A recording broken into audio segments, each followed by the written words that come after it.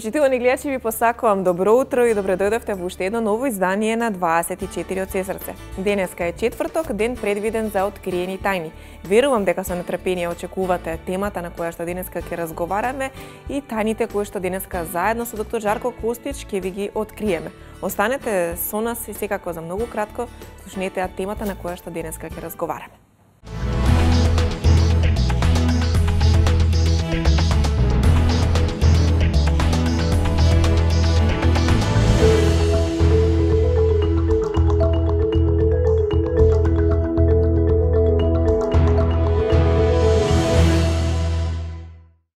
Во претходната емисија зборувавме на тема сигурност и самодоверба и како да се справиме со луѓето кои што ни одземаат енергијата. И денеска продолжуваме и понатаму секако на оваа тема затоа што има прашања на кои што ви се потребни се уште одговори и на кои што секако дека доктор Жарко Костич сака да даде одговори и објаснување. Токму поради тоа денеска зборуваме за темата како да успееме и покрај стоповите од околината. Доколку секако е ова од ваш интерес, останете на програмата на телевизија 24 Вести и гледајте денешната откриени тајни заедно со мене Сања Савеска и доктор Жарко Костич, женетички консултант од Сдруженијето на граѓани Помагам.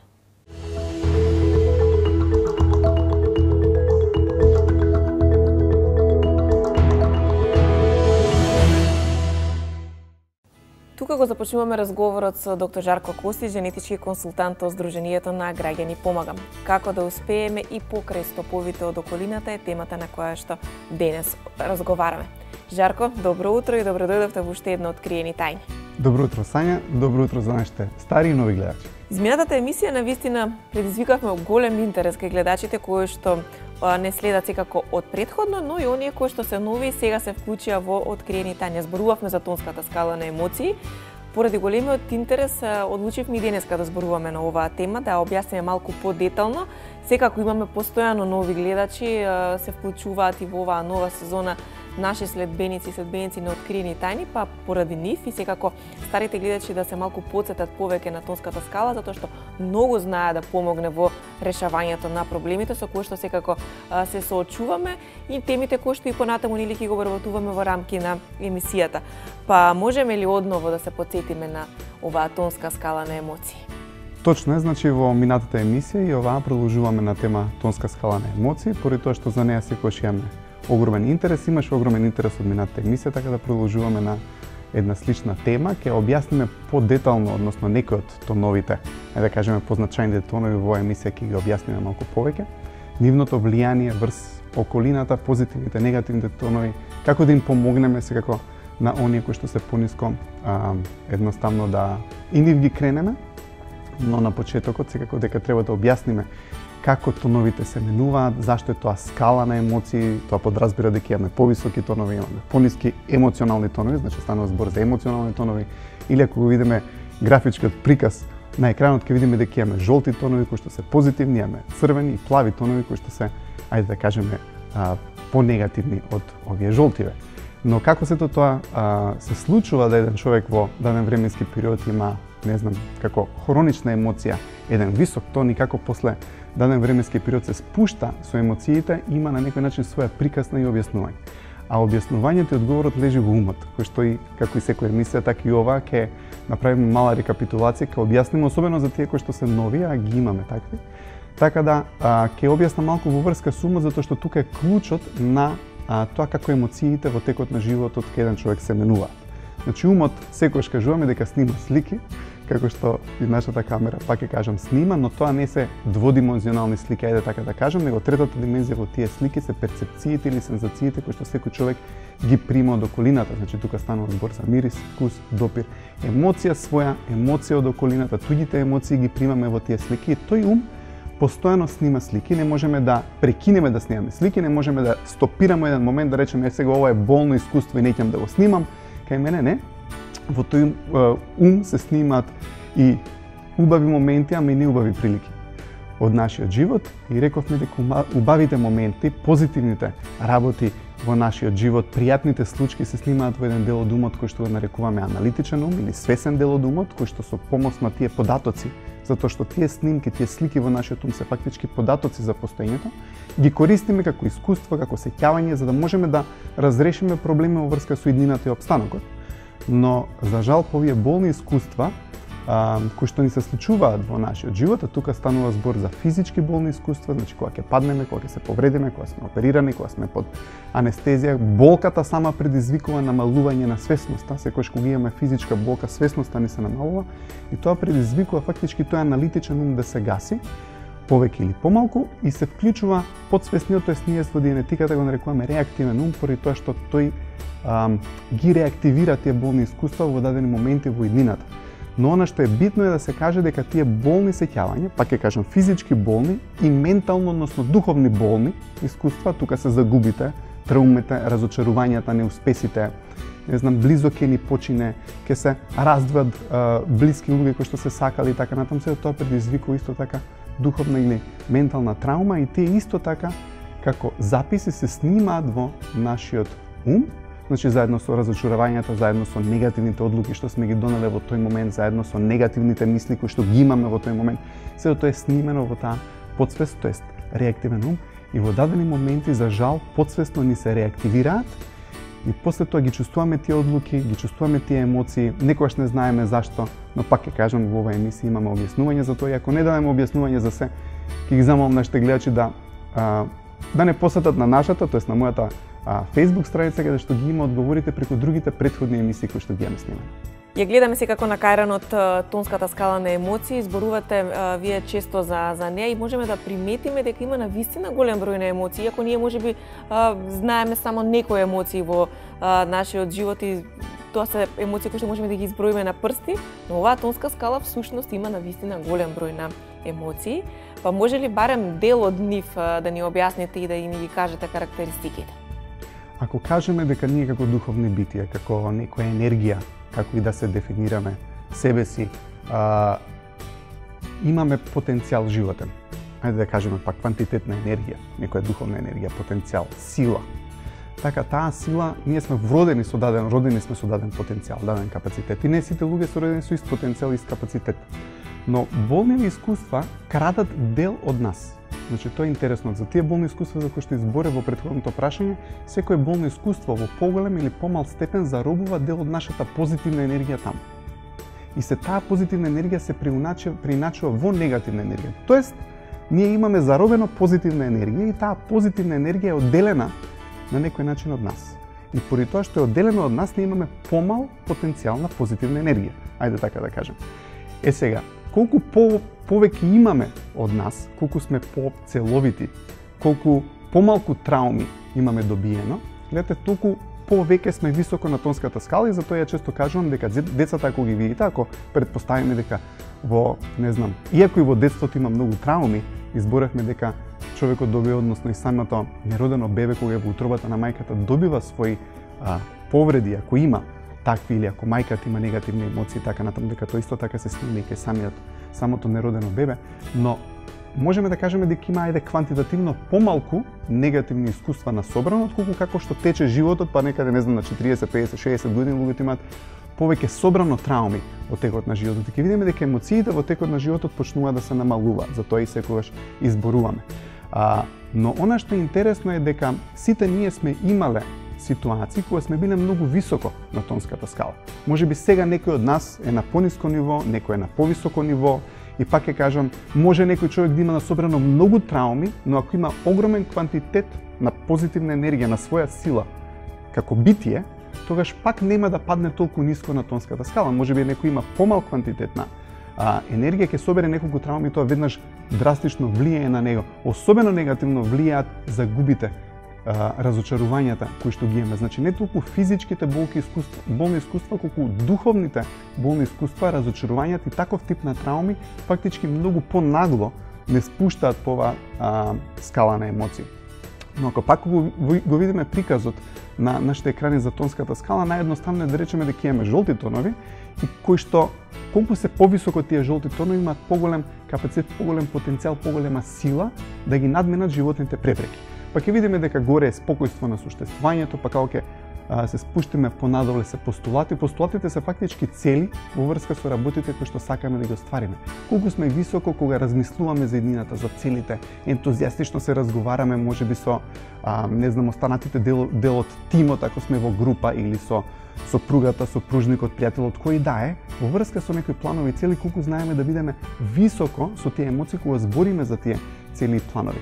После тоа доаѓаат игри. Колку интересно кога ќе ја земеме некоја цел да ја гледаме како игра, како некое остварување, кога ќе се вложиме во неј, колку интересно ако стварно ја направиме да биде на тој начин, како една игра. И колку сме високо по тонската скала. Може имате колектив кој што има супер менеджмент каде што работите остварувањето на целите ги прават преку игри. И колку интересно има на луѓето да се впуштат во остварување на тие цели, задачи, достигнувања и така натаму ако ги гледат преку игра. Акцијата е феноменален тон. И ако има нешто кое што отсликува нашата намера, тоа е акцијата. Фактички ја би рекол изборевме за остварување на целите дека една од целните точки како да ги оствариме целите е дека мораме да се впуштиме во акција. Поради тоа што акцијата е тоа што ни ги отвара патиштата за остварување на самата цел. Ентузијазмот е многу убава заразна емоција. Ако сте биле со некој кој што е ентузијастичен, ќе видите како неговиот ентузијазам знае да ве понеси вас. Гледате, ентузијазмот исто така прекрасна емоција. А тоа е малку ќе видите и естетика и убавина. Секогаш кога ќе видиме нешто што е убаво, без разлика дали убаво духовно битие, убаво облечен човек, ќе отидете на некој концерт, имате естетика, музика, однаш излагате одушевени од таму затоа што естетиката е многу убава бранова должина која што многу благопријатно влијае на нас како духовно битие. Гледате, после тоа, како паѓаат тоновите, имаме конзерватизам. Она што треба да го сватиме дека како се намалуваме по тонската скала, тоа само значи дека човекот нас собира малку повеќе порази во играта на животот. И гледате, стануваме малку попредпазливи. И кога имате некој човек кој што е на тон конзерватизам, тој станува малку попредпазлив. Гледате, ако му дојдете на тој човек со премногу ентузијазам, го плашите. Поради тоа што тоа е премногу за него, премногу простор. Премногу он верува во интуитивно во работите. Гледате, ентузијазмот ги отвара вратите и патиштата едноставно знаејќи. Немате план, немате решение, едноставно ентузијазмот го креира тоа.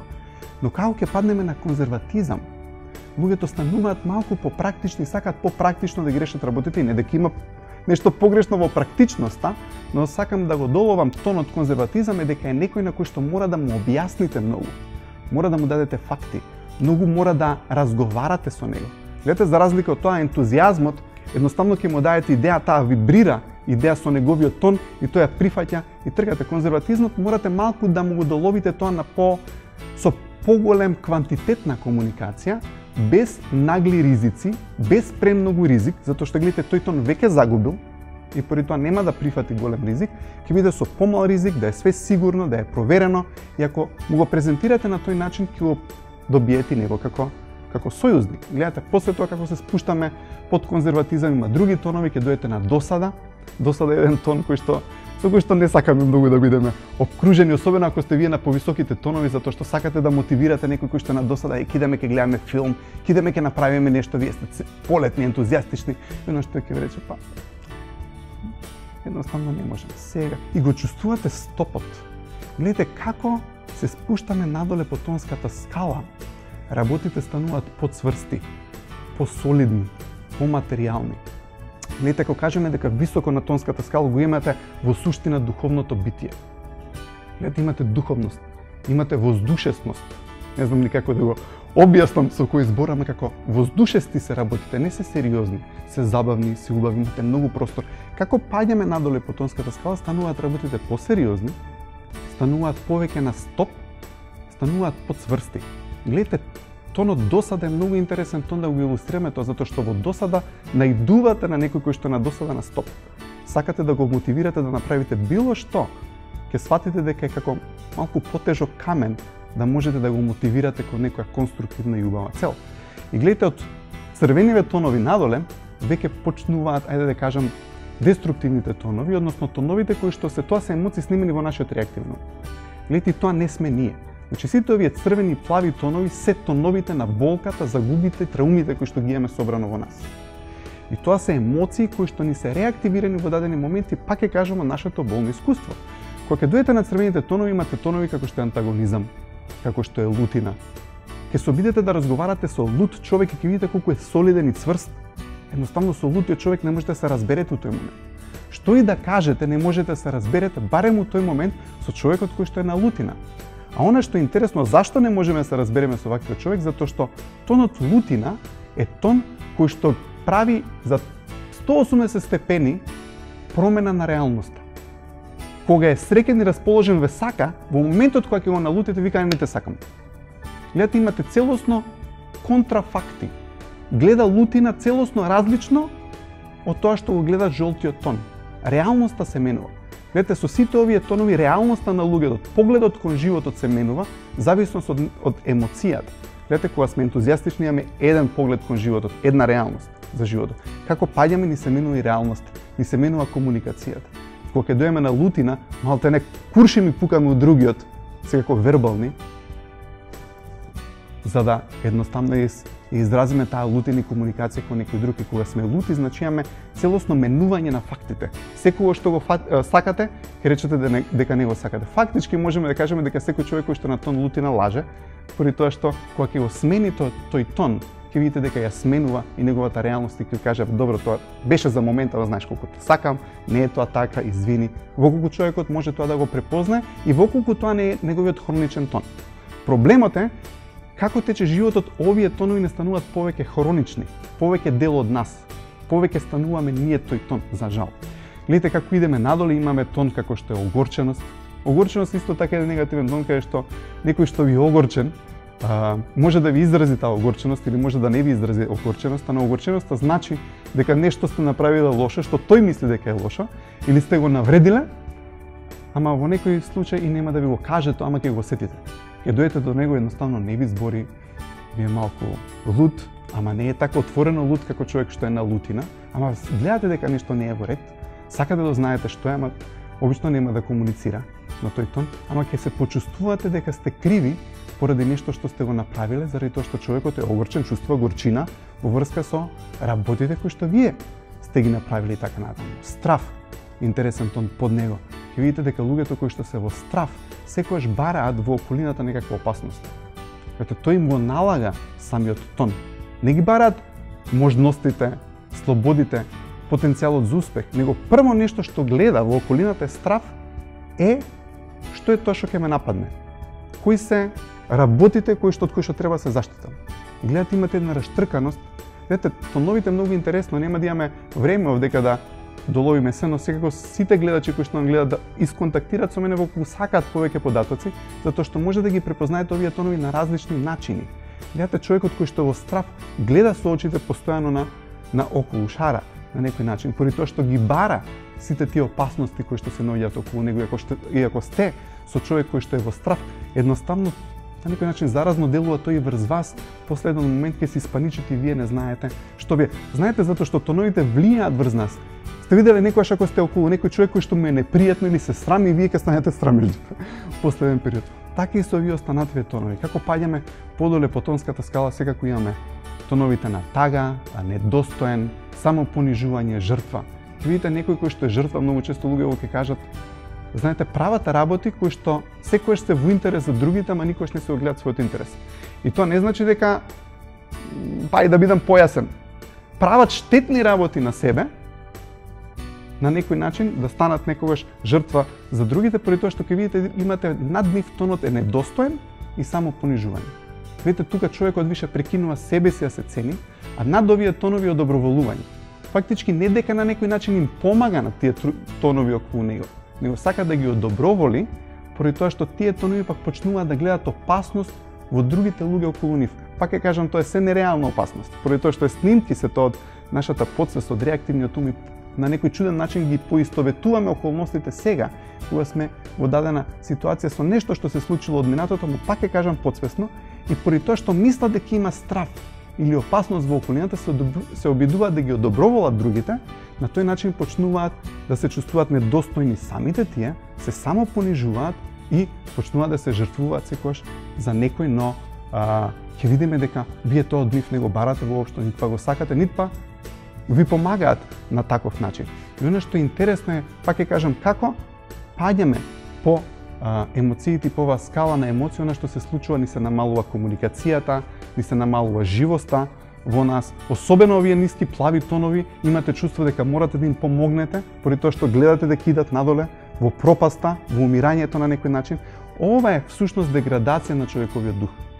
Намалувањето на тонот, на собирањето на болката предизвикува деградација на човековиот дух и ум, и фактички како паѓаме надоле, доаѓаме до тонот на апатија, умирање. Апатија значи безживотност. Ќе видите дека во таквите луѓе фактички немаат никаква иднина, немаат никаква светлост во нив, се е лошо. Она што е интересно, се обидувате да им помогнете поради тоа што човечки е едноставно да им придете за да им даете живот. Вие сакате да вбризгате живот во тие луѓе. Но исто што е за жал и интересно, и сигурен сум дека гледачите имале такво искуство, е тешко да им се помогне на тие луѓе поради тоа што на некој начин ви пружаат рака, но кога ќе сакате да им помогнете, вратата за помош е затворена. И често пати не успеваме, но секако дека има начин како да им се помогне на тие луѓе.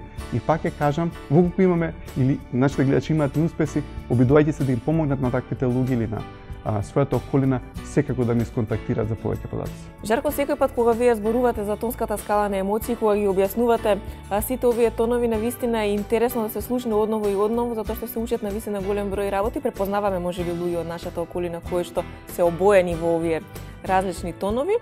Но кога ќе погледнеме на тонската скала на емоции, можеби тон кој што ни задава најмногу проблеми е тонот кој што се наоѓа доста ниско, можам да кажам, на тонската скала, тонот на скриено непријателство.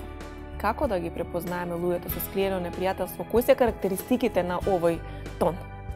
Да, ако пак ќе кажеме, од црвените тонови надоле се тонови кои што се деструктивни емоции, кои што се деструктивни, пак ќе кажам, тоа не се наши емоции.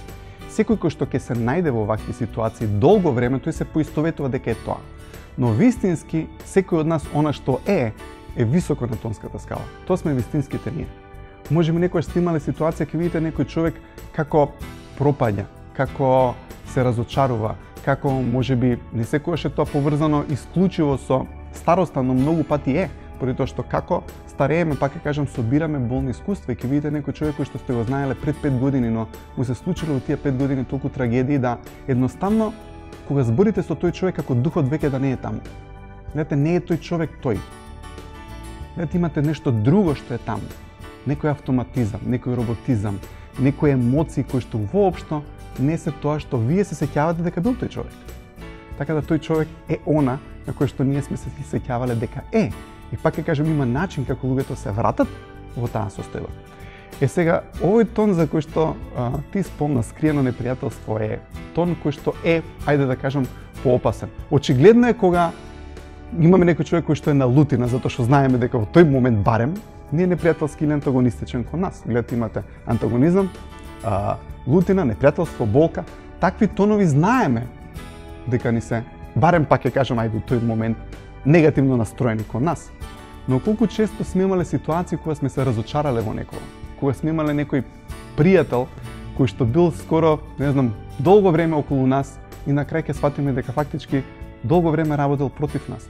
Колку често сме се фатиле во ситуации кога ќе се изненадиме од некој на кој што сме му верувале толку многу, а ќе сватите на крај дека ве изневерил или дека работел позади вашиот грб.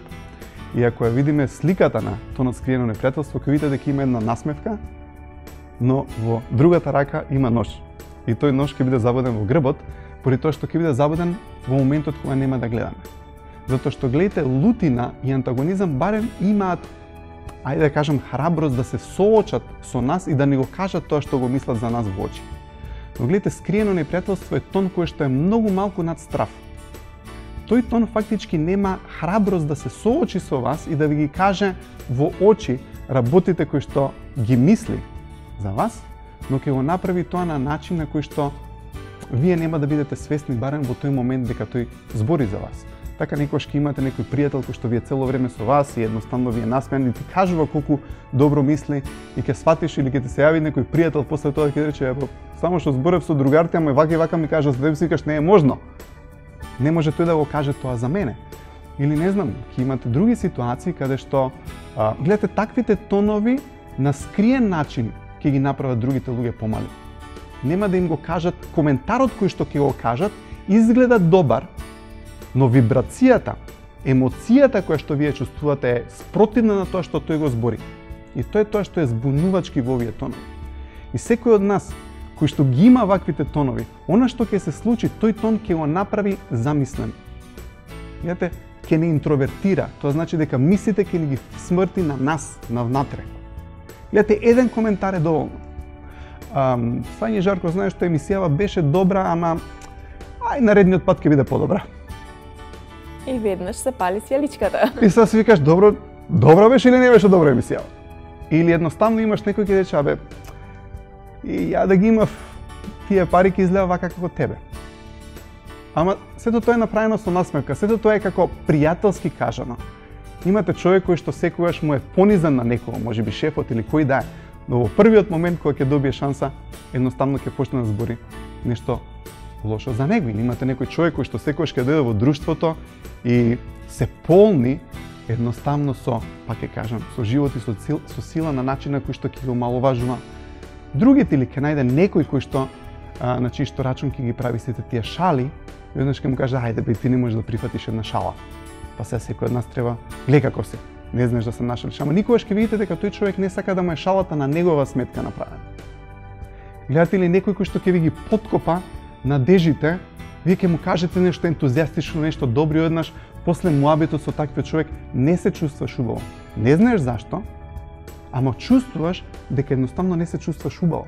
Така или не знам, имате некојаш манифестација или слава или нешто каде што ќе ви дојдат луѓе и мажот ќе каже на жената, молам, значи не збори за тоа што ти го кажав, значи дајте молам пред луѓе, стварно ме срамиш. И одеднаш на женава ќе излета баш тоа што не ќе мажот да го каже, и одеднаш мажот се чувствува, знаеш, баш како некој да му забил нож во грбот. И едноставно се тоа начини на кои што луѓето се обидуваат да делуваат негативно на нас, но под превезот на пријателството, на смевката, во наш најдобар интерес, но во суштина е пак редуцирање на тоа што сме ние, поради тоа што едноставно се нема храброст да се кажат сите тие работи во очи или во лице. И сигурен сум дека не само што има поединци, ќе имаме и такви друштва. Можеби некој сме били у ситуација каде што ќе имате друштво на луѓе и едноставно се оговарали се збори против тој кој што не е во друштвото во тој момент. И има една интересна манифестација. Никој не ќе прв да се отиде во тоа друштво, зашто знае дека наредно нешто за кое што ќе се збори ќе биде за тој кој што се отиде. Така да гледате, имате и цел таков тон на група која што може да биде. И едноставно ќе дојдете некаде во некој колектив и не се чувствувате убаво поради тоа што се чувствуваат или се прават такви разговори, едноставно емоцијата не е добра. Така да тоа е тон, пак ќе кажам, кој што пак е намалување на човечкиот дух до момент каде што човекот е фактички во страв од околината и начинот како да ја повреди околината е скриен, и затоа се вика скриено непријателство, поради тоа што е маскирано преку, пак ќе кажам, превозот на насмевката и пријателството, но во суштина, како и што видовме, ножот е спремен да се зарие во грбот. Но како и во претходните емисии, решението, пак ќе кажам, не е да им се љутиме на ваквите луѓе, едноставно треба да ги разбереме. Треба да разбереме за што станува збор, треба да разбереме како се намалуваат нивните емоции, затоа што никогаш кога ќе се бориме против нештото, пак ќе кажам, не е решение. И во оваа емисија ќе дадеме начин како да ги разбереме тие луѓе, како да комуницираме со нив, како да успееме нас против нив, поради тоа што, гледате, секој еден од нас може да се најде во ваквите тонови. Проблемот е кога хронично ќе почнеме да бидеме во таквите тонови. Мислам дека нема човек кој што во еден или друг момент не паднал на некој од овие тонови, но пак ќе кажам, идејата е да сме само, да кажеме за момент таму, за да се вратиме на нашиот првообичен и хроничен тон. Проблемот е, пак ќе кажам, кога луѓето хронично почнуваат да ги имаат тие емоции.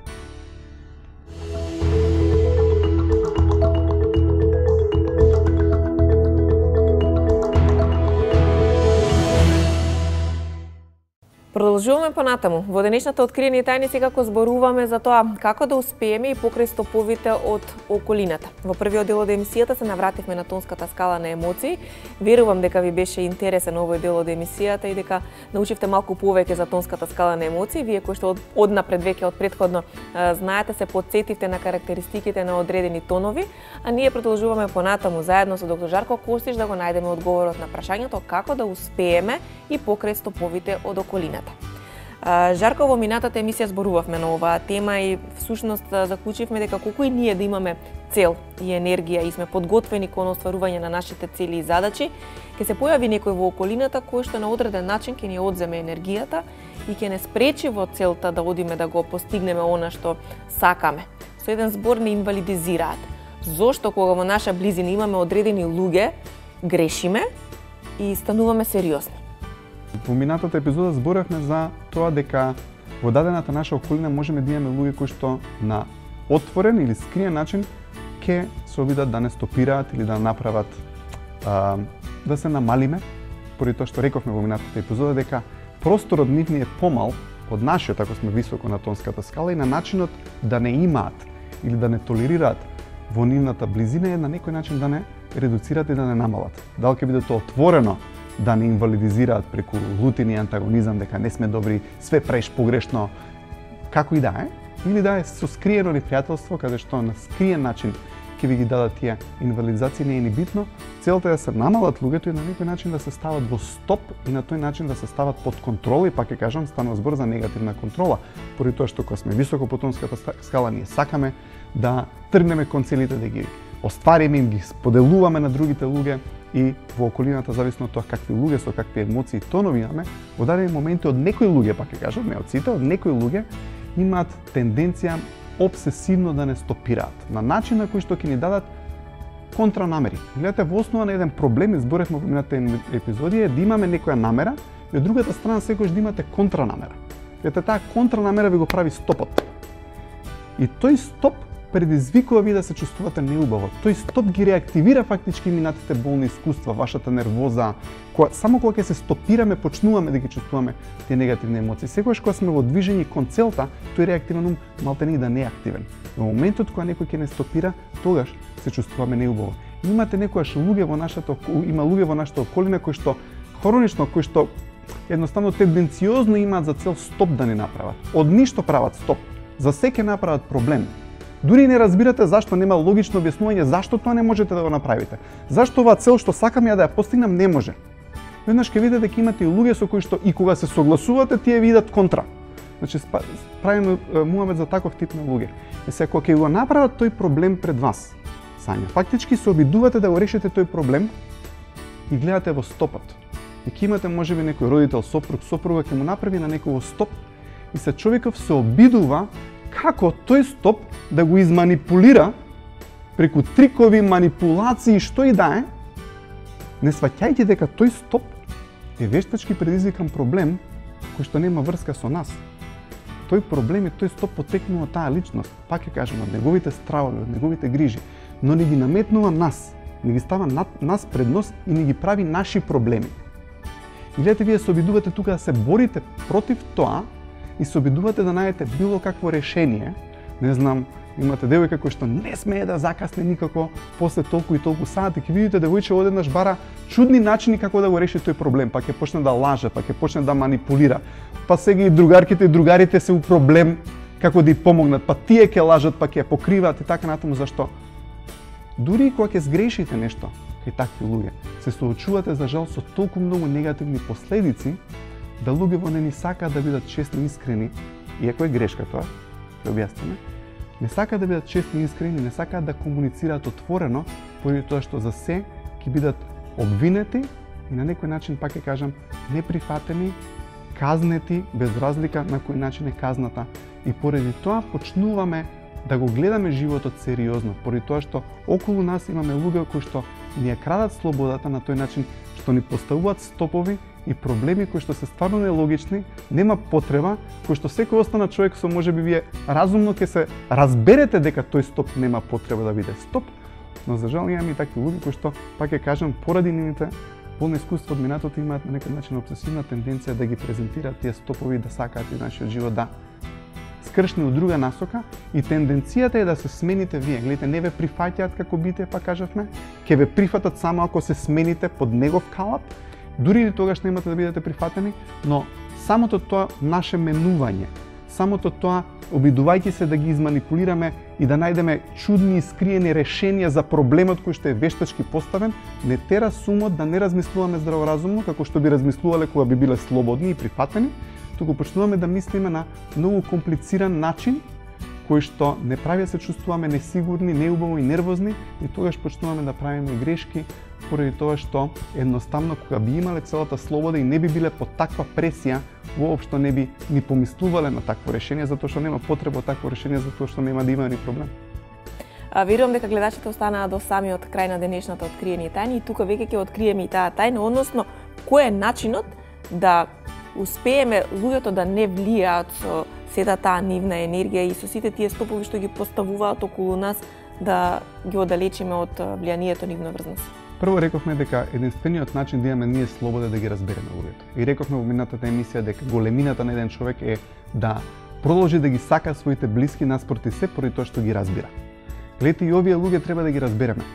Колку повеќе се бориме против нив, толку повеќе во повеќе проблеми запаѓаме. Има еден зачаран круг, ја ќе кажам за едно нешто кое што се случува во овие моменти. Прво, некогаш со таквите луѓе имаме тенденција да им објасниме премногу за нашите добри намери, цели и така натаму. И гледате, ако луѓето некогаш не можат да ги видат вашите намери и тоа што сакате да го направите од вашите постапки, без разлика некои луѓе колку се обидувате да ги убедите во нештото, тие ако не го гледаат тоа нема да го видат ни после многу убедување. Па ќе кажам, нека и сите луѓе, значи имаме луѓе со кои што можеме да се разбереме и треба да ги убедиме. Но кога имаме некојаш вакви ситуации, тогаш колку повеќе се обидуваме да убедиме некого во нашите добри намери, толку повеќе знаеме да паднеме на нивниот тон и на тој начин да едноставно се спуштиме ние со нашите емоции. Гледате, кога сакате на некој човек искрено да му искомуницирате нешто, зашто можеби сте сгрешиле, тие луѓе не го прифаќаат тоа, се обидуваат со самото тоа што сте им признале нешто што сте направиле лошо, повторно да ве казнат. Но има едно нешто што не треба да го правиме кај таквите луѓе. Не треба да ги повредуваме, не треба да им збориме позади грб, не треба да ги оговараме, поради тоа што сето тоа ни предизвикува пак на нас грижа на совест. Гледате, имаме некој човек со кој што имаме проблеми постојано, немојте да го правите тоа. Затоа што се нешто што му го правиме лошо на таквиот човек, оговарањата, лажењето, манипулацијата на тој човек. А гледате, имаме тенденција тоа да го правиме затоа што се обидуваме да решиме проблем. Затоа и викаме зачаран круг. И во такви ситуации, примерот што го кажав со девојчева, можеби ќе излаже дека била ваму, онаму, дошла у толку саат, не се вратила, поради тоа што не може слободно да го искомуницира тоа што сака да го каже. И тогаш имаме тенденција во таква ситуација да манипулираме, да лажеме, но самото тоа го подкопува нашиот интегритет и нашата слобода. Самото тоа што знаеме дека сме го лажеле тој човек, после тоа не можеме да му погледнеме во очи, да го соочиме, да бидеме со него, да си го држиме нашиот простор и нашиот став, баш поради тоа што не сме били искрени и честни. А проблемот е што ако бидете искрени и честни, од друга страна па тој, пак ќе кажам, нема да ја разбере, секојаш ќе ви најде мана, нема да го цени тоа што сте искрени и честни и така натаму, пак ќе кажам, е зачаран круг. Но начинот е следен.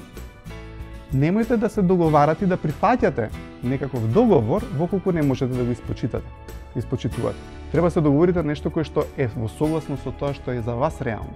Поради тоа што ако се согласите со нешто на таков човек, а знаете дека не можете да го испочитувате и нема да го испочитувате, после се чувствуваме неубаво и лошо и пак ќе кажам, нашата позиција во однос на тој човек се намалува. Ние го губиме просторот и контролата и после тоа почнуваме да правиме компромиси, да се монуваме, да го одоброволуваме тој човек, баш поради тоа што не сме го испочитувале тоа што сме го ветиле. Ако ветиме нешто, треба да го испочитуваме. Ако не можеме да го испочитуваме, не треба да го ветиме. Не треба да ги оговараме, не треба да им наштетуваме, затоа што, пак ќе кажам, сето тоа ни го редуцира нашата позиција и нашиот однос со тој човек. Напротив, преземете одговорност за вашиот живот, за вашата цел. Многу често имаме тенденција да станеме многу зависни од тие луѓе. Преземете одговорност за тоа. Тоа не значи дека не треба да побараме помош од секого. Но ако стануваме зависни, бараме пари секој што тој човек прави работи кои што ние самите треба да ги правиме. Пак ќе кажам, нашето соочување, нашата позиција се намалува и тогаш тоа негативно влијание имаме тенденција да го прифатиме, иако нема потреба некогаш да го прифатиме, поради тоа што ние не треба да даваме, како што кажавме, барање или одобрување за нашето постоење од никако. И она што пак сакам да го кажам, за сето има решение. И за овие луѓе има решение, како да ги кренеме по емоциите, како на кој начин да ги кренеме по емоциите, на кој начин да разговараме со нив без при тоа да се изнервираме самите ние.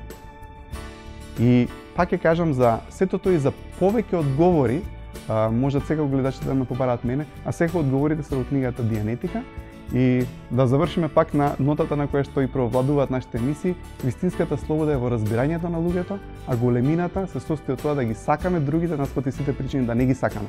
И пак ќе кажам, решението е да ги разбереме и овие луѓе и едноставно да грабиме напред кон нашите цели наспроти се. Жарко, на вистина на убав начин ја завршуваме и со убава мисла и ова откриени тајни. За следната недела секако сум сигурна дека подготвувате уште една интересна тема, ќе ги поканиме гледачите повторно во четврток во 9 часот и 15 минути да бидат заедно со нас. Јас ви благодарам. Ти благодарам, Сања, благодарам до нашите верни гледачи.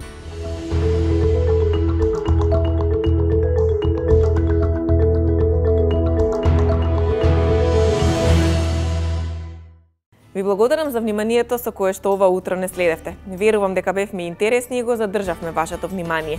Доколку можеби сакате уште повеќе одговори на оваа тема или на некои други прашања, можете слободно да го контактирате доктор Жарко Костич, неговата имейл страна и секако неговата Facebook страна можете да ги погледнете во текот на емисијата на екранот. Тој е расположен да комуницира со вас, а секако верувам дека имате многу прашања. Доколку бевме интересни, ве поканувам следниот четврток повторно да не следите во рамки на откриени тајни, а секако 24 од се срце гледајте, а секој работен ден од 9 часот и 15 минути. Пријатно!